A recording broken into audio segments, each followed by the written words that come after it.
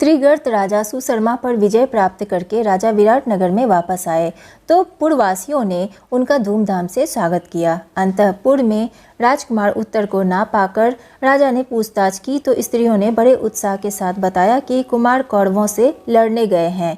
राजा यह सुनकर एकदम चौंक उठे। उनके विशेष पूछने पर स्त्रियों ने कौरवों के आक्रमण आदि का सारा हाल सुनाया। यह सब सुनकर राजा का मन चिंतित हो उठा। राजा को इस प्रकार शोकातुर होते देखकर कंक ने उन्हें दिलासा देते हुए कहा, आप राजकुमार की चिंता ना करें, मृणल्ला सारथी बनकर उनके साथ गई है। कंक इस प्रकार बातें कर ही रहे थे कि इतने में उत्तर के भेजे हुए दूतों ने आकर कहा, राजन आपका कल्याण हो, राजकुमार जीत गए, कौरव सेना तितर बितर कर दी गई है, गायें छुड़ा ली गई है। यह सुनकर विराट आंखें फाड़कर देखते रह गए। उन्हें विश्वास ही ना होता था कि अकेला उत्तर कौरवों को जीत सकेगा। पुत्र की विजय हुई यह जानकर विराट आनंद और अभिमान के मारे फूले ना समाये। उन्होंने दूतों को असंख्य रत्न एवं धन पुरस्कार के रूप में देकर खूब आनंद मनाया। इसके बाद राजा ने प्रसन्नता से अंतःपुर में जाकर कहा, सैरंध्री चौपर की गांटे तो जरा ले आओ, चलो कंक से दो दो हाथ चौपर खेल लें।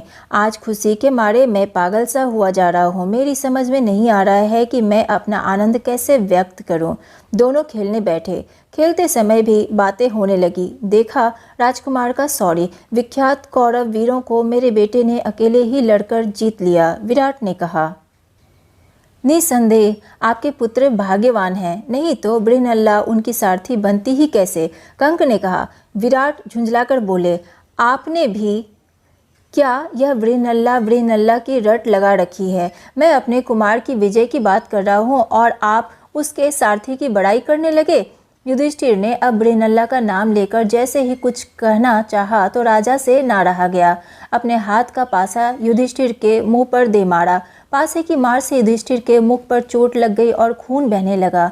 इतने में द्वारपाल ने आकर खबर दी कि राजकुमार उत्तर मृणल्ला के साथ द्वार पर खड़े हैं, राजा से भेंट करना चाहते हैं। सुनते ही विराट जल्दी से उठकर बोले, आने दो आने दो। कंक ने इशारे से द्वारपाल को कहा कि सिर्फ राजकुमार को लाओ, मृणल्ला को नहीं। युधिष्ठिर को भय था कि कहीं राजा के हाथों उनको जो चोट लगी है उसे देखकर अर्जुन गुस्से में कोई गड़बड़ी ना कर दे। यही सोच उन्होंने द्वारपाल को ऐसा आदेश दिया। राजकुमार उत्तर ने प्रवेश करके पहले अपने पिता को नमस्कार किया। फिर वह कंक को प्रणाम करना ही चाहता था कि उनके मुख से खून बहता देखकर चकित रह गया।